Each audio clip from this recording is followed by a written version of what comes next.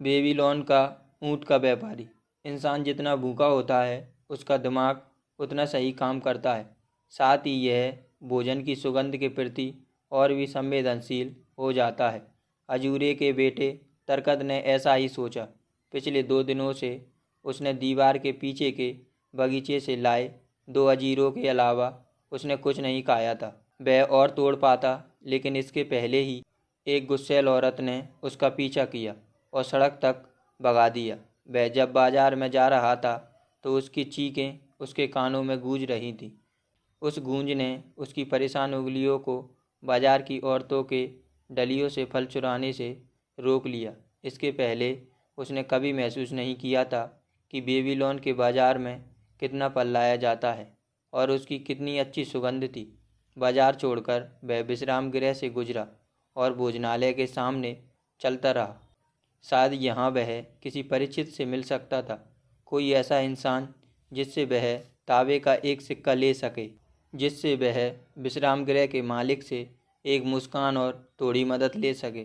बिना सिक्के के उसका स्वागत नहीं होगा, यह बात वह जानता था। इस परेशानी में उसकी मुलाकात उस आदमी से हो गई जिससे वह दूर रहना चाहता था। लंबे और पतले कद वाला ऊँटों का व्यापारी दावा सिर। जिन दोस्तों से उसने पैसा उधार लिया था उनमें दावा सिर से उसे सबसे ज़्यादा परेशानी होती थी, क्योंकि वह उसके पैसे नहीं लौटा पाया था। दावा सिर का चेहरा उसे देखकर चमक उठा। हाँ, ये तो तरकत है जिसे मैं खोज रहा था, ताकि वह तांबे के 2 सिक्के लौटा सके जिसे उसने एक पक्ष पहले उधार लिया था, साथ ही चांदी का वह सिक्का भी जो उसने लिया था। अच्छा हुआ हम मिल गए। मैं सिक्कों का आज अच्छा इस्तेमाल कर सकता हूँ। क्या बोलते हो बच्चे? तरकत अकलाया और उसका चेहरा लाल हो गया। उसके काली पेट में मुंहपट दावा सिर से लड़ने की ताकत नहीं थी। मुझे खेद है, बहुत खेद है, उसने कमजोरी से कहा। लेकिन इस दिन आज न मेरे पास तांबा है न चांदी है जिससे मैं कर्ज चुका सकूं। तब ले आओ, दावा सिर ने जोर डाला। तुम अपने पिता के पुराने दोस्त का कर्ज चुकाने के लिए कुछ तांबे और चांदी के सिक्कों का जुगाड़ कर सकते हो, जिसने बुरे वक्त में तुम्हारी मदद की। मैं नहीं दे सकता, क्योंकि दुर्भाग्य मेरा पीछा नहीं छोड़ता। दुर्भाग्य? अपनी कमजोरियों के लिए देवताओं को दोष मत दो। दुर्भाग्य उस हर इंसान के पास जाता है जो चुका पाने की हैसियत से ज़्यादा कर्ज लेता है। मेरे साथ आओ बच्चे, मैं खाना खाने जा रहा हूँ। मैं भूखा हूँ और मैं तुम्हें एक कहानी बताऊँगा। तरकत दावा सिर के सीधे अंदाज से घबराया, लेकिन यहाँ उसके पास भोजनालय में जाने का आमंत्रण था। दावा सिर उसे एक कमरे के कोने में ले गया, जहाँ वे छोटी कालीनों पर बैठ गए। जब वहाँ का मालिक कॉस्कोर वहाँ मुस्कुराते हुए आया तो दावा सिर ने उसे बेतकल्लुपी से कहा, रेगिस्तान के मोटे कीड़े, मेरे लिए बकरे की रस भरी टांग, ब्रेड और सारी सब्जियां लेकर आओ, क्योंकि मैं भूखा हूँ और खाना चाहता हूँ। मेरे दोस्त को यहाँ मत भूल जाना। उसके लिए एक जग पानी लेकर आना, ठंडा लाना क्योंकि मौसम गर्म है। तरकत का दिल डूब गया। क्या वह यहाँ बैठकर ठंडा पानी पीते समय यह देखेगा कि यह आदमी कैसे बकरे की पूरी टांग खा रहा है? उसने कुछ नहीं कहा। उसे नहीं सूझा कि क्या बोलना है, लेकिन तावा सिर शांति जैसी कोई चीज़ नहीं जानता था। जान पहचान के सारे ग्राहकों को दुआ सलाम करते हुए उसने कहा, उर्फा से आने वाले एक यात्री के मुख से मैंने सुना है कि एक अमीर आदमी के पास इतना पतला पत्थर है कि इसके आर पार देखा जा सकता है। वह इसे खिड़की पर लगाता है ताकि बारिश को बाहर रख सके। यह पीला है, ऐसा वह यात्री बताता है, और उसे इससे देखने की अनुमति मिली और उसका कहना है कि इस पत्थर से दुनिया वैसी नहीं दिखती जैसी वह है। तरकत, इस बारे में तुम्हें क्या कहना है? कभी सोचा है कि एक इंसान को पूरी दुनिया एक अलग रंग में दिख सकती है? मुझे लगता है ऐसा हो सकता है, उस युवक ने जवाब दिया, लेकिन वह दावा सिर के सामने रखी बकरी की टांग में ज़्यादा दिलचस्पी ले रहा था। अच्छा, मैं जानता हूँ कि ऐसा हो सकता है, क्योंकि मैंने खुद दुनिया को एक अलग रंग में देखा है। और मैं तुम्हें कहानी बताना चाहता हूँ कि मैंने कैसे दुनिया को वापस असली रंग में देखना शुरू किया। दावा सिर एक कहानी सुनाएगा। बगल के एक ग्राहक ने अपने पड़ोसी से कहा और अपनी कालीन पास ले आया। बाकी लोग भी अपनी कालीन से आए और आसपास बैठ गए। वे तरकत के कानों के पास ज़ोर ज़ोर से चबा रहे थे और उसे हड्डियों से चू रहे थे। सिर्फ उसी के पास भोजन नहीं था। दावा सिंह ने उससे कुछ भी शेयर नहीं किया और ब्रेड के उस कोने पर ध्यान भी नहीं दिया जो टूटकर ज़मीन पर गिर गया था। जो कहानी मैं बताने वाला हूँ, दावा सिंह ने कहा, बकरी की टांग को चबाते हुए वह रुका। वह मेरी शुरुआती ज़िंदगी से ताल्लुक़ रखती है और मेरे ऊँट का व्यापारी बनने का सफ़र बयान करती है। कोई जानता है कि मैं पहले सीरिया में एक ग़ुलाम था। लोगों में फुसफुसाहट सी दौड़ गई जिसे दावा सिर ने बड़े ध्यान से सुना। जब मैं जवान था, दावा सिर ने बकरी की टांग को चबाते हुए कहा, मैंने अपने पिता से लगाम बनाने का काम सीखा। मैं उनके साथ दुकान में काम करता था और मैंने शादी कर ली। जवान और ज़्यादा कुशलता न होने के कारण मैं ज़्यादा नहीं कमा सकता था।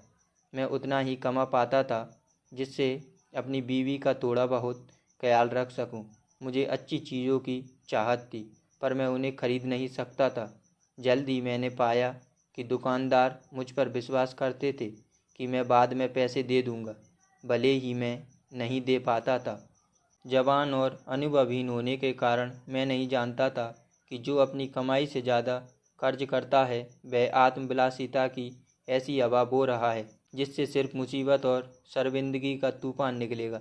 इसलिए मैंने अच्छी चीज़ों पर खर्च करना शुरू किया और अपने घर एवं बीवी के लिए ऐसी विलासितापूर्ण चीज़ें लाने लगा जो मेरी औकात के बाहर थीं।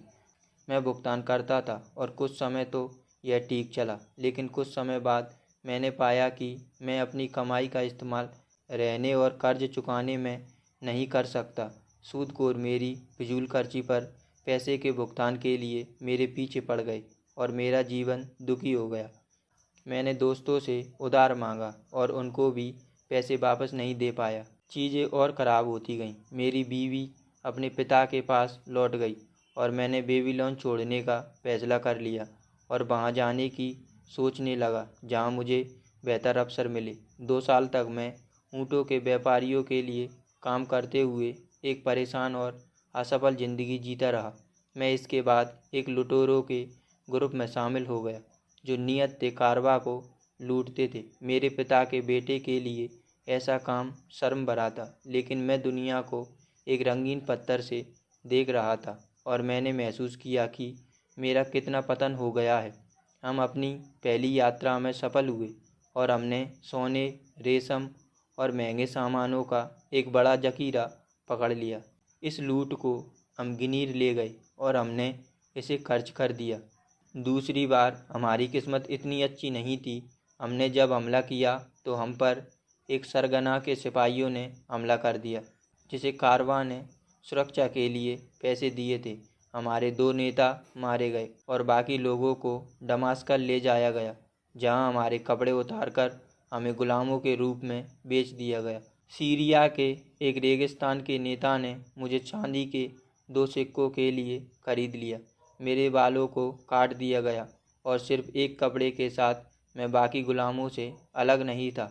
एक लापरवाह युवा होने के कारण मुझे यह तब तक मजाक लगा जब तक मुझे मेरा मालिक अपनी 4 पत्नियों के पास नहीं ले गया और उसने कहा कि वह मुझे एक हिजड़े के रूप में रख सकती है। तब सच में मुझे अपनी मजबूरी का एहसास हुआ। रेगिस्तान के ये लोग खतरनाक और योद्धा की तरह थे। मेरे पास ना हथियार थे और ना बचने के साधन। मैं उनके सामने मजबूर था। मैं भयभीत खड़ा रहा। जैसे उन 4 पत्नियों ने मुझे देखा। पहली पत्नी सिरा बाकियों से बड़ी थी, उसकी ओर से थोड़े सातवना से मुड़ा। दूसरी एक सुंदर थी जिसने मुझे ऐसे देखा मानो मैं रेगिस्तान का एक कीड़ा हूँ। बाकी दोनों ऐसे हंसी जैसे मैं एक लतीफ़ा हूँ। जब मैं उनकी बात का इंतज़ार कर रहा था, ऐसा लगा मानो यह युग गुजर गया हो। हर स्त्री बाकियों के निर्णय का इंतज़ार कर रही थी। अंत में सिरा ने ठंडी आवाज़ में कहा,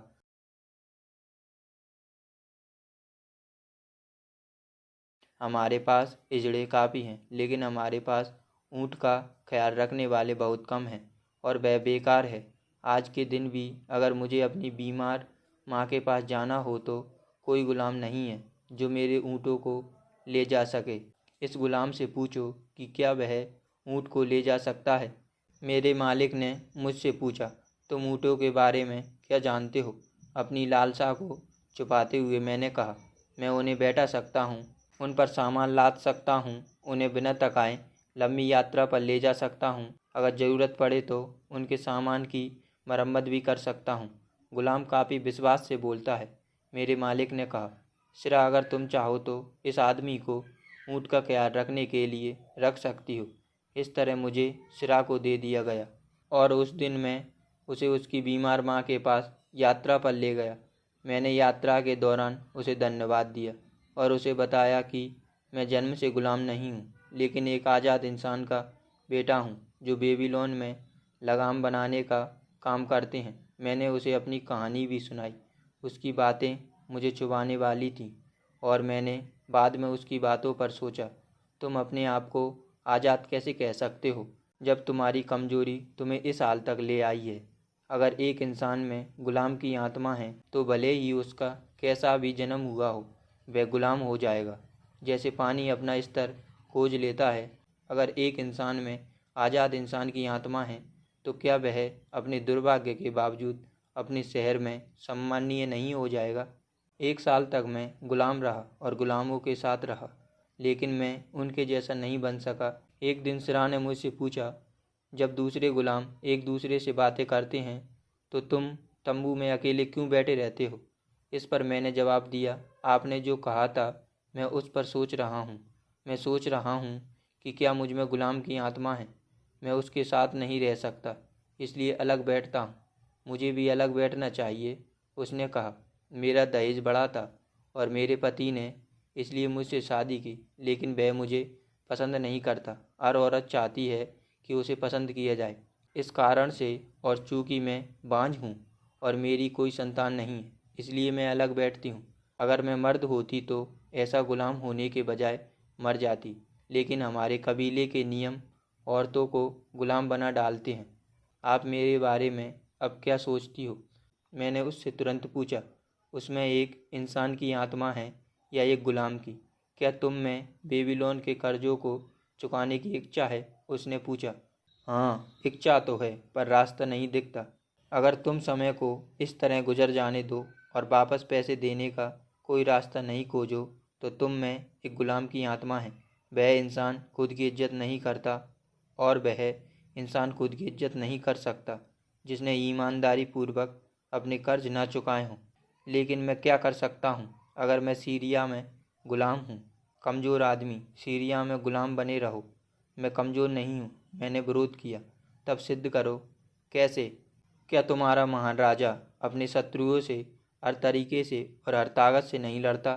तुम्हारे कर्ज तुम्हारे दुश्मन हैं, उन्होंने तुम्हें बेबीलोन से निकाला है, तुमने उन्हें अकेले छोड़ दिया है और उन्हें काफ़ी मजबूत होने दिया।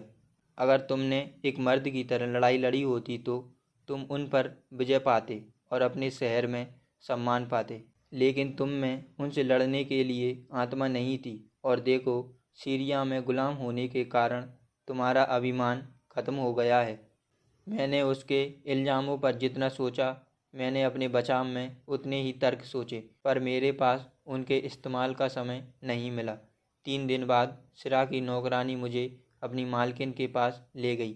मेरी माँ बहुत बीमार है, उसने कहा। मेरे पति के झुंड से सबसे अच्छे 2 ऊँट बांधो, लंबी यात्रा के लिए पानी और भोजन डालो। नौकरानी तुम्हें अपनी किचन के तंबू से भोजन देगी। मैंने ऊँटों को तैयार किया, यह सोचते हुए कि नौकरानी कितना सामान देगी, क्योंकि माँ 1 दिन से भी कम की दूरी पर रहती है। नौकरानी पीछे के ऊँट पर सवार थी और मैं मालकिन का ऊँट चला रहा था। अब हम माँ के घर पहुँचे तो अंधेरा हो गया था। सिरा ने नौकरानी को विदा किया और मुझसे कहा, दावा-सिर, तुम में आज़ाद इंसान की आत्मा है या गुलाम की? आज़ाद आदमी की आत्मा, मैंने जोर डाला। ये तुम्हारा सिद्ध करने का मौका है। तुम्हारे मालिक ने काफ़ी पी रखी है और उसके मुखिया नशे में है। इन ऊँटों को ले लो और भाग जाओ। इस थैले में भेष बदलने के लिए तुम्हारे मालिक के कपड़े हैं। मैं कहूँगी कि तुमने ऊँटों को चुराया और भाग गए। जब मैं बीमार माँ से मिलने गई थी, आप में एक रानी की आत्मा है। मैंने उसे बताया, काश मैं आपको खुशी दे पाता। खुशी? उसने कहा, उस भागी हुई पत्नी के पास नहीं आती जो इसे दूर देश में अजनबियों के बीच में खोती है।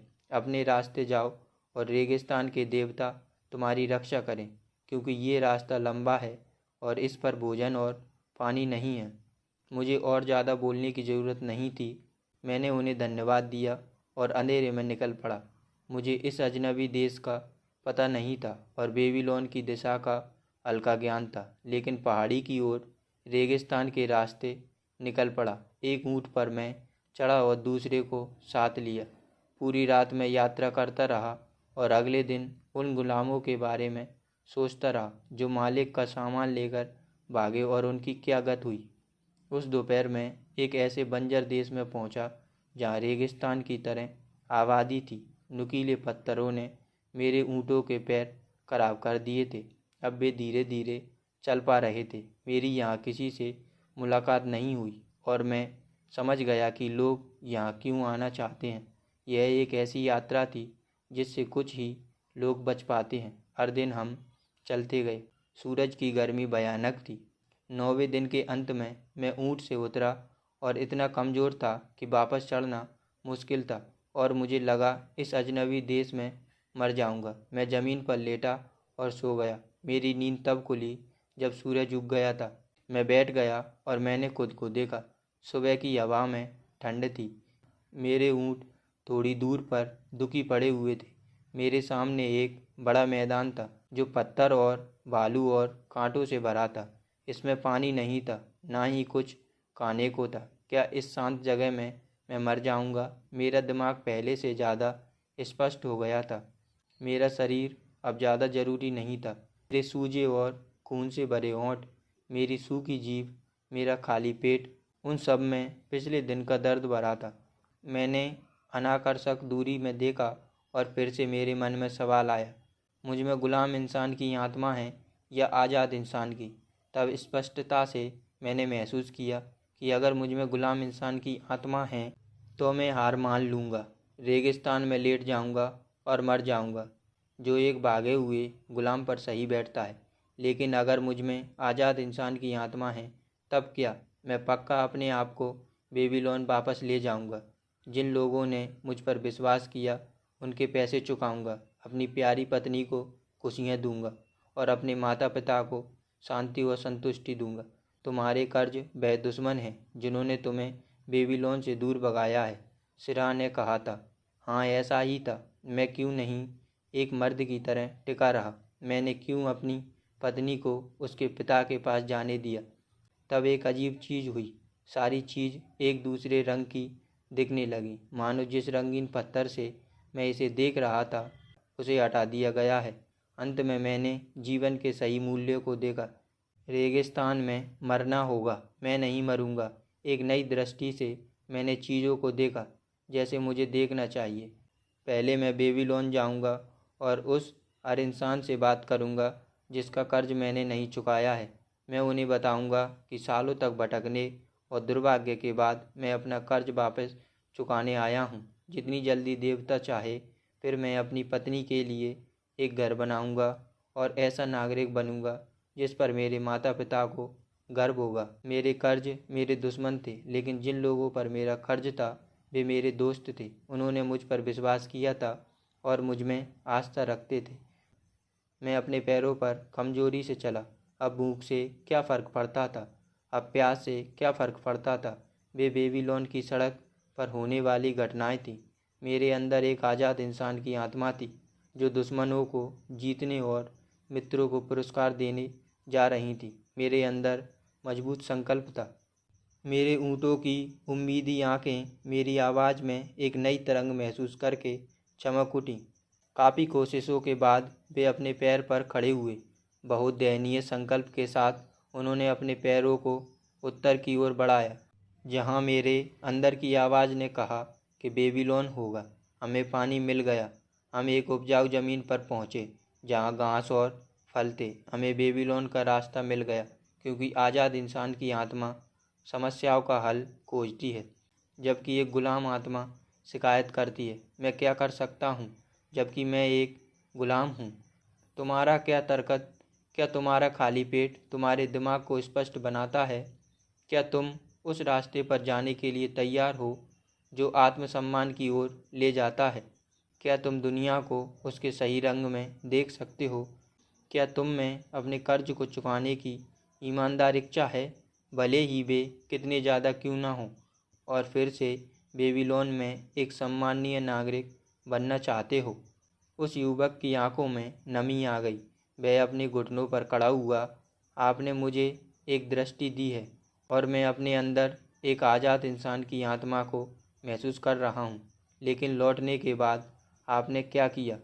एक जिज्ञासु श्रोता ने पूछा। जहाँ संकल्प हो वहाँ रास्ता मिल जाता है, दावासिन ने जवाब दिया।